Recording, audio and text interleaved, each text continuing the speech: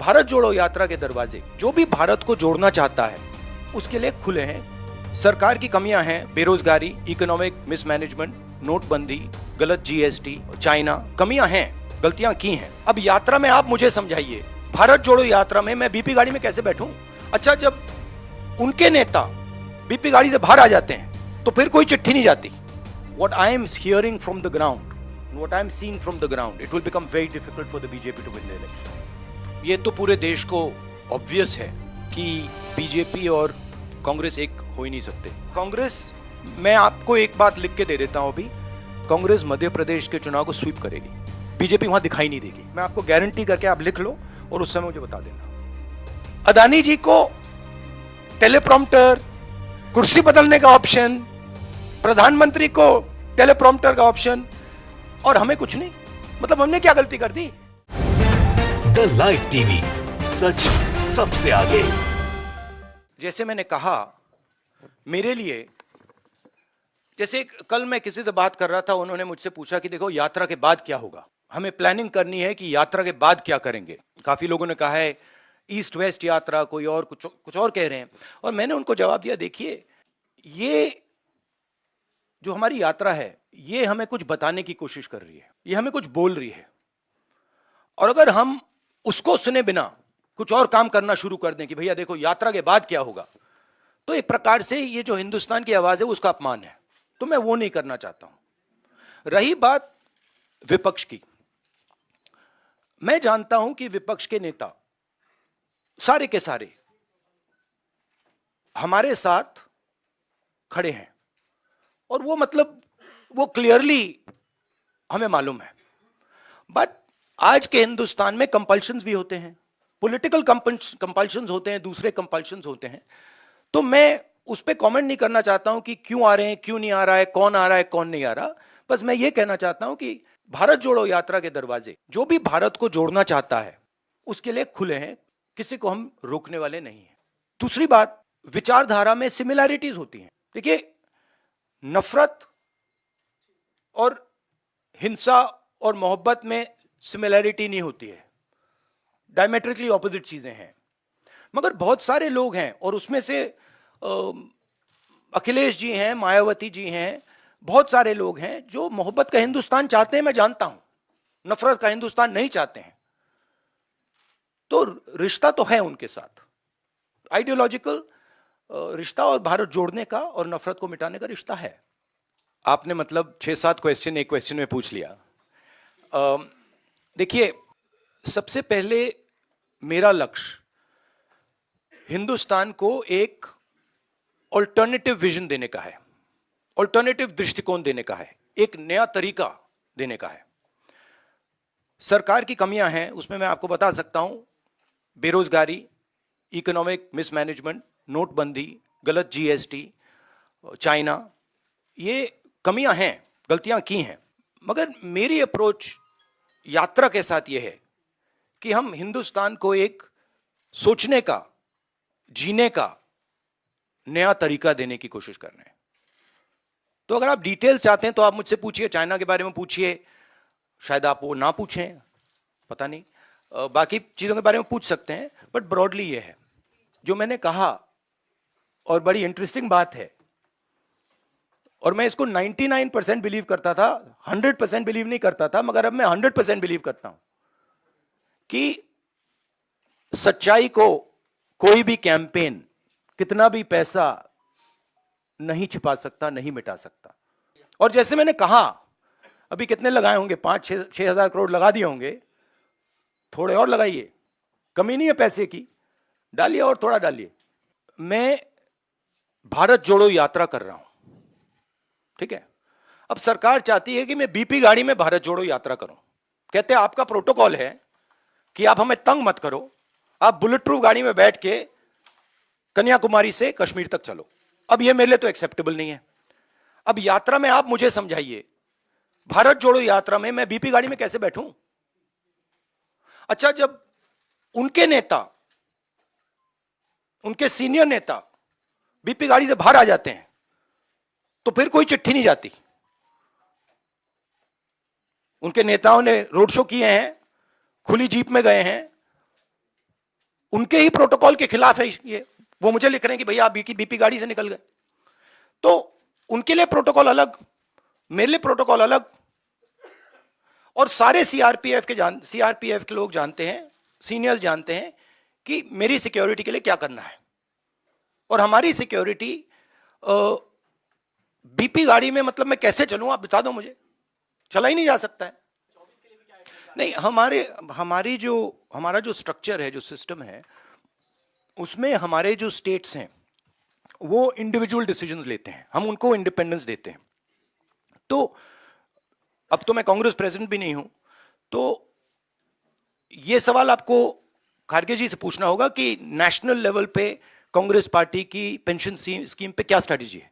मगर generally Congress party का structure है कि भाई अगर राजस्थान करना चाहता है और हरियाणा, हिमाचल करना चाहता है तो उनको करने दो। हम वीटो पावर मेंटेन करते हैं कि अगर बिल्कुल कुछ गलत कर रहे हैं तो फिर हम उसको चेक करते हैं, बट नॉर्मली हम इंडिपेंडेंटली करने देते हैं। केंद्र सरकार को लेकर केंद्र सरकार पैसा देने से मना कर रही है। भैया वो तो आप मोदी जी से पूछिए ना, उनके भी सवाल मुझे। Stands effectively with a vision. What I am hearing from the ground, what I am seeing from the ground, it will become very difficult for the BJP to win the election. But the opposition has to coordinate properly, and the opposition has to go to the people of India with a vision, with an alternative vision to the BJP, not just go to the people of India. But there is huge undercurrent against the BJP, massive undercurrent. See, every time there's a press conference, there's one or two attempts to, completely take the attention and take it in that direction. Now, I don't fall for these type of things. My focus is on the idea that India should be united, that we fight hatred and anger with affection, love and harmony, and we are providing an alternative vision of this country. So I think that's what I would like to focus on. These questions, of course, you have to keep saying them, because this is the nature of media. So I'm going to let you keep doing that, and you can enjoy yourself doing it, and I'll also have a little fun while you do it. पहला काम जो education system है, और ये top down, ये imagination को मारने का एजुकेशन सिस्टम है। ये एजुकेशन को खोलता नहीं है। तो सबसे बड़ा काम, और ये शायद 2-3-4 साल में नहीं होगा, मगर डायरेक्शन ये होना चाहिए। और जो न्यू एजुकेशन पॉलिसी वो तो बिल्कुल दूसरे डायरेक्शन में जा रही है। तो पहली ये बात है। दूसरी बात, ये खुले तरीके से बोल दूं तो ये रेंट सीकिंग नेशन है, इसे प्रोडक्शन नेशन बनना चाहिए। फर्क है।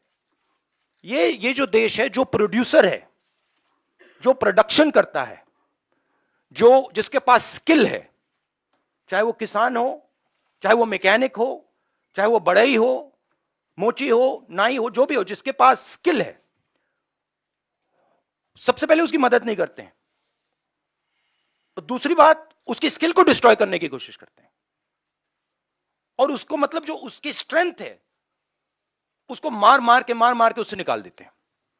और बिना स्किल के रिस्पेक्ट किए यह देश कभी अपने युवाओं को रोजगार नहीं दे सकता है। सिंपल बात है। तो दूसरी चीज यह है।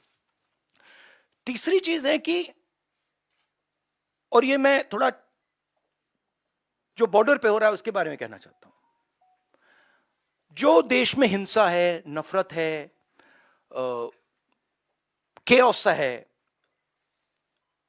इसका असर, इसका इफेक्ट दूसरे देश देखते हैं और उसका फायदा उठाते हैं। हमारी जो कंफ्यूज्ड फॉरेन पॉलिसी है, जो एक प्रकार से event based non strategic foreign policy है, उससे हिंदुस्तान को जबरदस्त नुकसान हो रहा है और बहुत भारी चोट लगेगी। और मैं इसको दोहराता जाता हूं मगर कोई सुनता नहीं है। जैसे मैं कोविड के समय दोहरा रहा था कि भाई प्रॉब्लम आ रही है, कोई सुनता नहीं है। तो ये भी बहुत जरूरी चीज है। बट मेन ये कुछ नहीं हो सकता अगर एक हिंदुस्तानी दूसरे हिंदुस्तानी से नफरत करता है, एक आदमी दूसरे को मारने की कोशिश कर रहा है।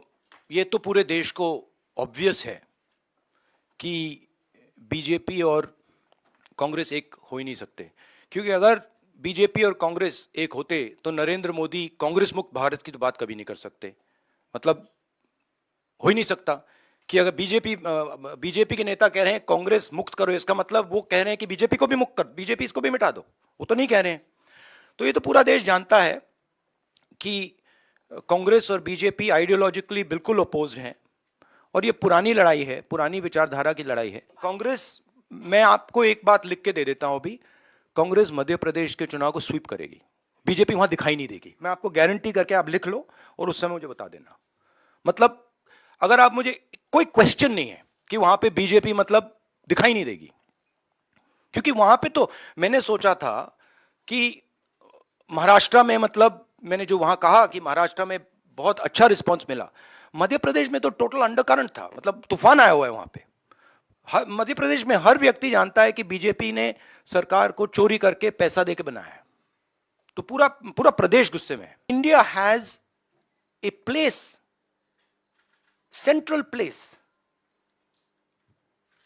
in the planet, on the planet, right? And I don't view it so much as, look how powerful India is. We are powerful, but we were not that powerful 70 years ago, 80 years ago, 90 years ago. But we had a vision. Right? When Mahatma Gandhi, for example, was speaking about the Indian freedom movement, people in the United States, people in the Soviet Union, everywhere were listening to him. Why? Because there is something very powerful called Indian values, Indian philosophies, Indian thinking. And that's actually our strength. And we're destroying it.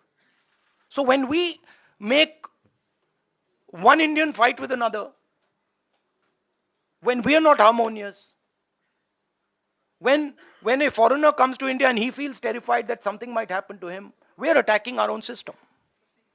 So these are the type of things that would be part of an alternative vision. Also, by the way, मैं जानता हूं जब एक युवा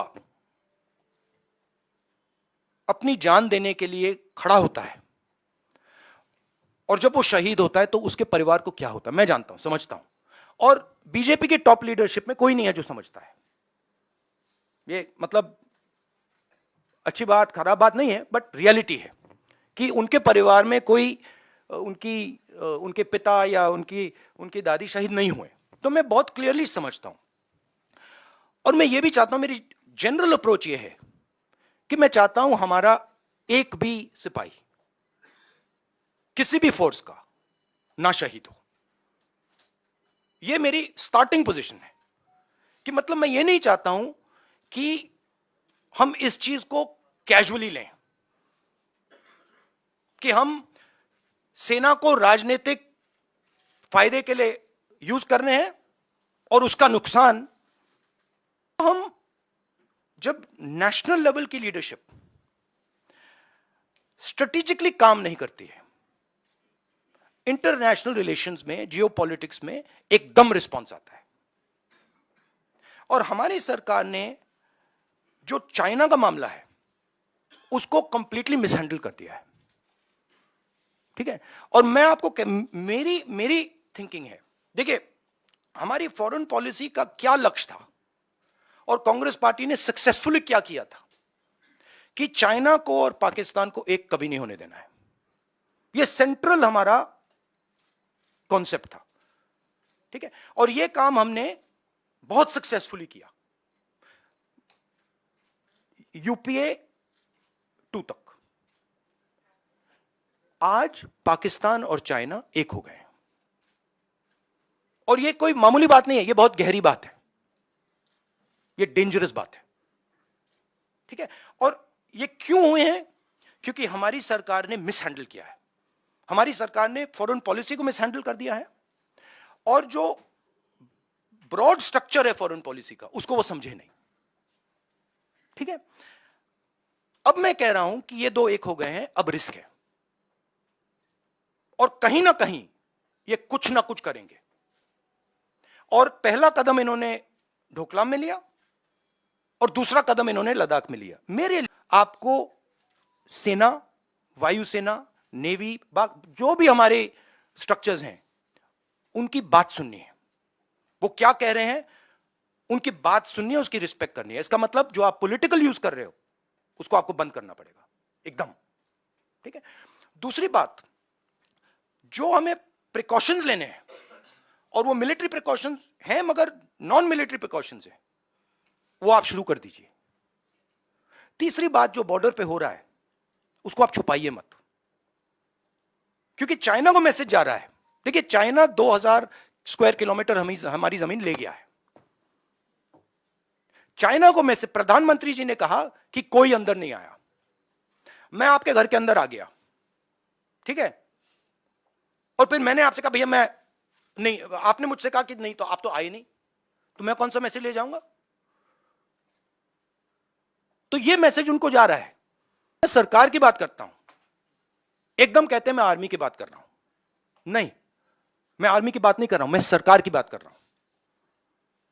सरकार में और army में फर्क है। सरकार ने गलत निर्णय लिए हैं तो सरकार को आर्मी के पीछे, नेवी के पीछे, एयरफोर्स के पीछे नहीं छुपना चाहिए, ये कायरता है। और सरकार को ओन अप करना चाहिए कि हमने ये किया, ये गलती हुई, अब इसको हम ठीक कर रहे हैं और हम उनको मदद करेंगे। आपने वो अदानी जी को वो ऑप्शन दे दिया जो आपने प्रधानमंत्री को भी नहीं दिया, कुर्सी बदलने का। तो मतलब ये हो क्या रहा है? अदानी जी को टेलीप्रॉम्प्टर, कुर्सी बदलने का ऑप्शन, प्रधानमंत्री को टेलीप्रॉम्प्टर का ऑप्शन, और हमें कुछ नहीं। मतलब हमने क्या गलती कर दी?